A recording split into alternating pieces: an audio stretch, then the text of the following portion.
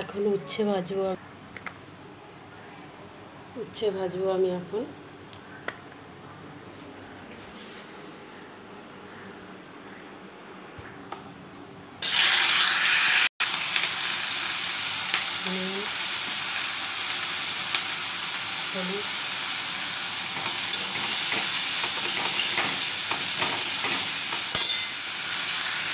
এখন পেঁপের তরকারি বানাবো।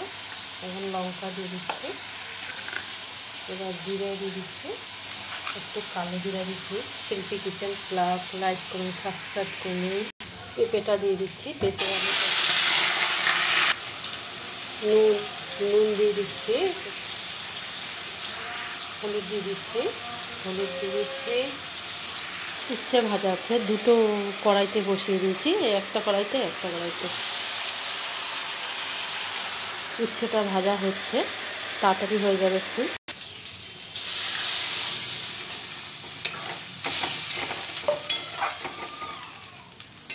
এটা রুটির তরকারি। লঙ্কা দিয়ে দিচ্ছি, কাঁচা লঙ্কা।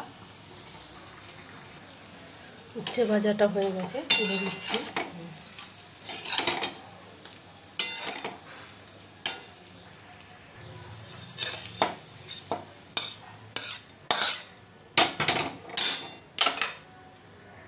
উচ্ছে ভাজা হয়ে গেছে, এখন শাক ভাজবো। লঙ্কাটা দিয়ে দিচ্ছি, কালো জিরাটা দিয়ে দিচ্ছি। এবার শাকটা দিয়ে দিচ্ছি।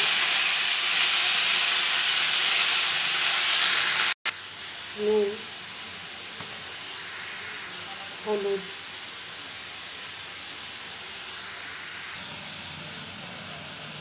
চিড়ে দিচ্ছি।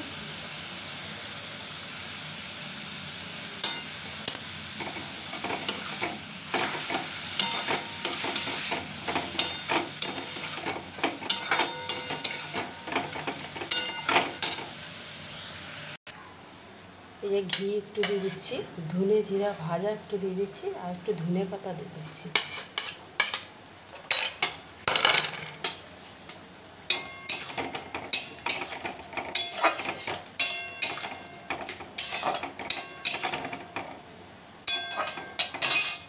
রাত্রে রুটি তরকারিটা।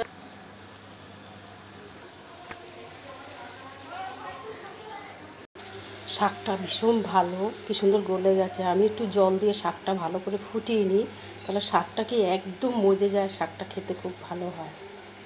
ওই দেখুন শাকটা হচ্ছে। গ্যাস বন্ধ করে হয়ে গেছে রুটি আলুর তরকারিটা। এই দেখুন নামিয়ে দিচ্ছি।